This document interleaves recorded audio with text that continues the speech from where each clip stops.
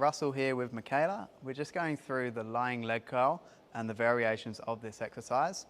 It's a very common exercise throughout all of our programming, just working the knee flexor.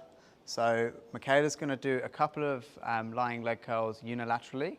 So that means working one leg at a time, which will be where most people will start in our general preparation programming. That's it.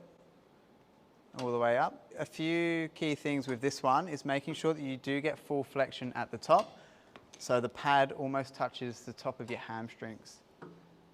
So you do get that full range of motion through the hamstring. Now do a couple bilaterally for me, which just means both legs at the same time. Again, making sure you get all the way up to the top so you get full range of motion. Now when you read your programming, you want to make sure that you do read the foot position for this exercise. So generally you might have a neutral foot position where your feet are facing nice and straight. What you can do on this, because you can't see your feet too well, is you can look underneath the machine to see where your toes point. We might change things up slightly for you with the toe position. So you could point your toes in or you could point your toes out. Generally what you'll find with most people is that pointing their toes in is a lot harder just because of their natural stance.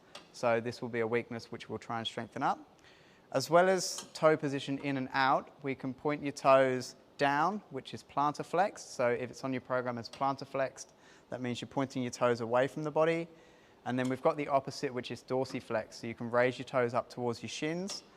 Again, this will be a stronger movement with the dorsiflexion. And the reason for this is when you are plantar flexed, you actually take the calf and your gastrocnemius out of the movement. So you're targeting the hamstrings slightly more. Another key cue for this one is just making sure that you push your knees into the bench and your quads into the bench as you raise back up. And this will stop the use of your erectors and your glutes and just target the hamstrings. So that's the lying leg curl.